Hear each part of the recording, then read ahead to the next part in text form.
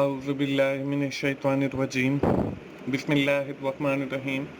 अस्सलाम वालेकुम दोस्तों, मैं हूं मोहसिन रफ़ा और आप लोग देख रहे हैं virtual student support services YouTube channel. दोस्तों, आज की जो मेरी वीडियो है वो CS 610 के हवाले से है।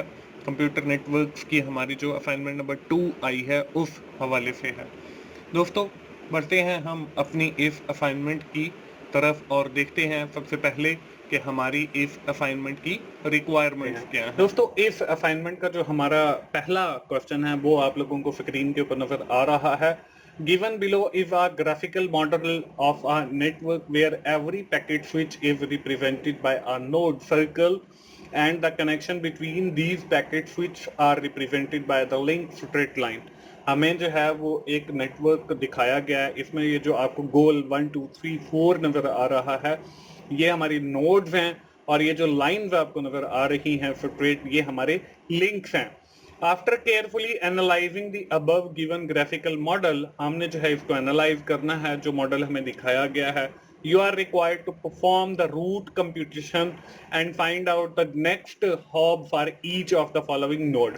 हमने जो है एक तो इसका रूट कैलकुलेट करना है कि कौन सा होगा कंप्यूट करना है, और दूसरा जो है हमने ये बताना है कि नेक्स्ट हॉब यानी कि कौन सी हमारी नेक्स्ट हॉब होगी।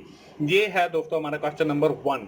इसके सोल्यूशन की जानिब बढ़ते हैं। दोस्तों, इसके सोल्यूशन जो है करने के लिए हमें जो है प्रॉपर गिवन फॉर्मेट भी दिया गया है। और दोस्तों, मैं आपको बताता चलूं मेरी जितनी भी वीडियोस होती हैं वो सिर्फ और सिर्फ आपको आइडिया देने के लिए होती हैं कि आपने कैसे जो है अपनी असाइनमेंट्स को सॉल्व करना है। अब इसमें देखें हमारे पास जो है वो 4 नोड हैं, यानी कि 4 पीसी समझ लें, और ये एक पूरा नेटवर्क बना हुआ है और बाकी की ये जो स्ट्रेट लाइन है ये हमारे लिंक्स हैं। इसमें 1 2 3 4 जो है हमारे पास समझ लें पीसी हैं और ये आपस में सारे कनेक्टेड हैं।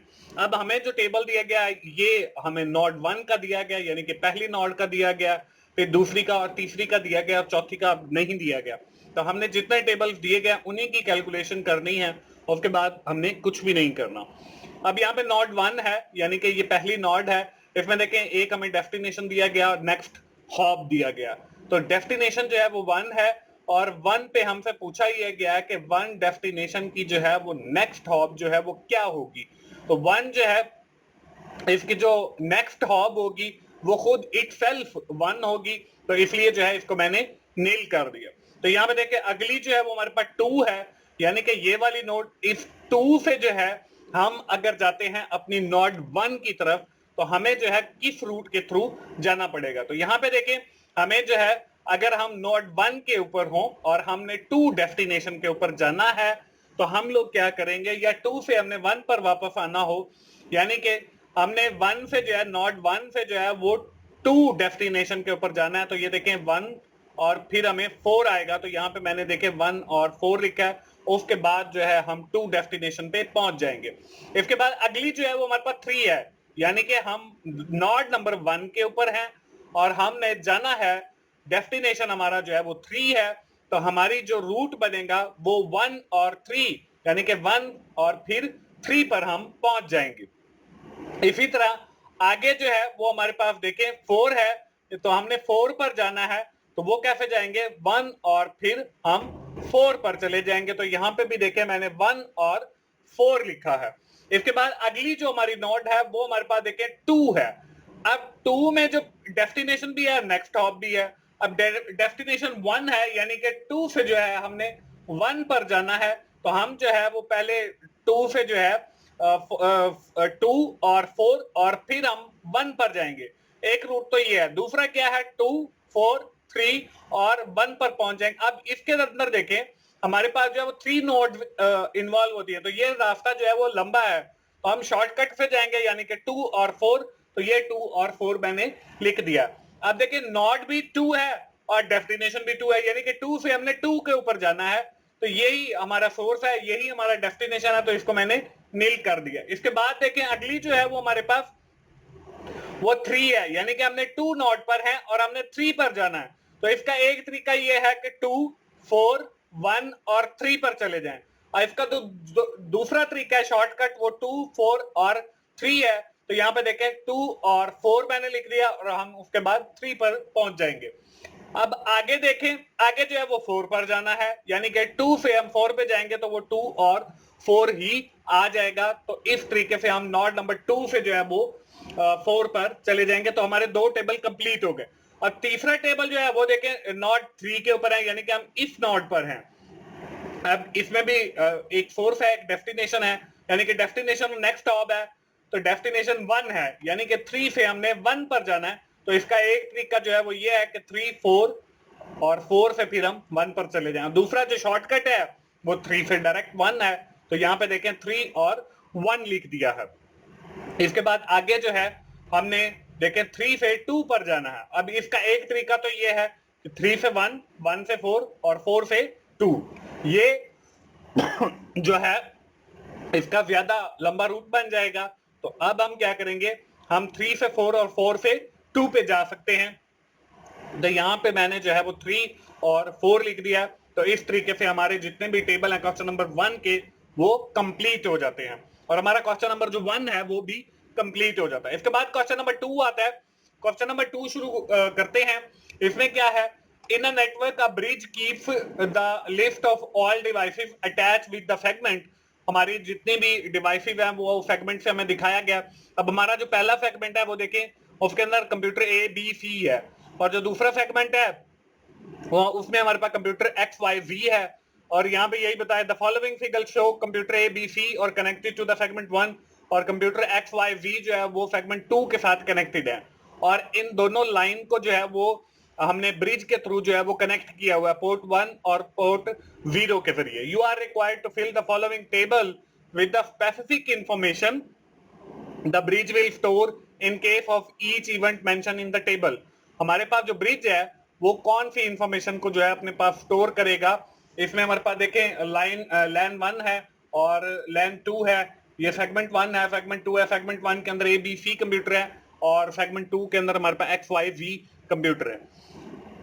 बढ़ते हैं दोस्तों इसके सोल्यूशन की जानिब। स्क्रीन के ऊपर वही पिक्चर आपको नजर आ रही है। दोस्तों मैं आपको बताता चलूं कि मेरा एक और यूट्यूब चैनल भी है जिसका नाम 24/7 टीचर्स ऑनलाइन है। इसके ऊपर मेरे अपने रिकॉर्डेड लेक्चर्स आपको जो है वो अवेलेबल है। इसका यूआरएल भी आपको इस वीडियो के डिस्क्रिप्शन में मिल जाएगा। आप 24/7 टीचर्स ऑनलाइन को जरूर विजिट करें और वहां पे जो मेरे शॉर्ट लेक्चर अवेलेबल है CS 601 डेटा कम्युनिकेशन के, उनसे जरूर फायदा उठाएं। दोस्तों अब हमें जो टेबल दिया गया उसमें हमें देखें इवेंट दिया गया, सेगमेंट 1 दिया गया और सेगमेंट 2 दिया गया।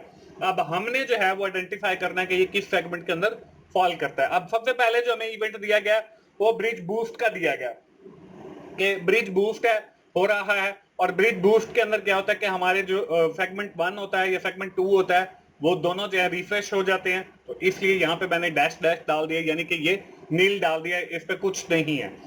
इसके बाद हमारे पास जो दूसरा है वो हमारे पास देखें वेड है। अब वेड देखे सेगमेंट 2 के अंदर है, लेकिन वेड जो है वो हमारा ब्रॉडकास्ट एड्रेस है।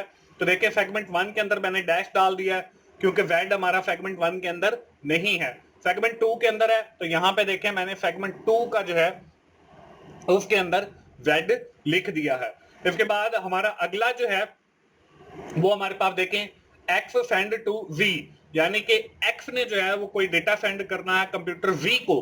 तो इसमें क्या होगा, अब देखें ये जो दोनों कंप्यूटर एग्जिस्ट करते हैं वो सेगमेंट 2 के अंदर करते हैं, सेगमेंट 1 के अंदर नहीं सेंड फॉल करते। तो यहाँ पे देखें एक्स और वी है। तो सेगमेंट 1 वाली जो लिस्ट है इसके अंदर मैंने डैश डाल दिया और जो हमारी सेगमेंट 2 वाली लिस्ट है इसके अंदर जो है वो जेड और एक्स डाल दिया। तो ये हमारे सेगमेंट 2 के अंदर फॉल करते हैं। इसके बाद हमारे पास जो है ए सेंड टू वी, यानी कि ए कंप्यूटर ने जो है वो जेड कंप्यूटर को डेटा सेंड किया। तो इस सूरत में क्या होगा, इस सूरत में देखें ए जो है वो सेगमेंट 1 के अंदर है और जो जेड है ये हमारा जो है सेगमेंट 2 के अंदर है। तो देखें सेगमेंट 1 वाली लिस्ट के अंदर मैंने ए लिख दिया और जो सेगमेंट 2 वाली लिस्ट है उसके अंदर मैंने जेड को लिख दिया। दोस्तों मैं आपको एक बार फिर बताता चलूं कि मेरी जितनी भी वीडियोस होती हैं वो सिर्फ आपको आइडिया देने के लिए होती हैं। मुझे जो इस असाइनमेंट समझ आया वो मैंने यहाँ पे लिख दिया। इसके बाद हमारे पास जो है Z सेंड टू ए, ये यानी कि Z कंप्यूटर ने ए कंप्यूटर को जो है वो डेटा सेंड किया है। अब देखें जो ए है वो हमारा जो है सेगमेंट ए के अंदर 1 के अंदर है, और जो हमारा Z है वो हमारा सेगमेंट 2 के अंदर है। तो यहाँ पे देखिए सेगमेंट 1 वाली लिस्ट के अंदर मैंने A को लिख दिया और सेगमेंट 2 के अंदर मैंने Z को लिख दिया। तो इस तरीके से हमने क्वेश्चन नंबर 2 जो है उसको सॉल्व करना है। तो दोस्तों ये थी हमारी आज की असाइनमेंट। उम्मीद है आप लोगों को जो है वो आइडिया मिल गया होगा कि आपने अपनी असाइनमेंट कैसे सॉल्व करनी है। आखिर में मैं फिर यही कहूंगा कि www.youtube.com/teachers online for you पे आप जरूर जाएं, और टीचर्स ऑनलाइन जो है वो मेरा एक और यूट्यूब चैनल है, इसमें मेरे शॉर्ट लेक्चर्स होते हैं, वहां पे डेटा कम्युनिकेशन के भी लेक्चर्स अवेलेबल हैं, आप उनसे जरूर फायदा उठाएं। दोस्तों मिलते हैं अगली किसी असाइनमेंट सोल्यूशन के साथ, या जीडीबी के सोल्यूशन के साथ, या क्विज के सोल्यूशन के साथ। उस वक्त तक के लिए अल्लाह हाफिज।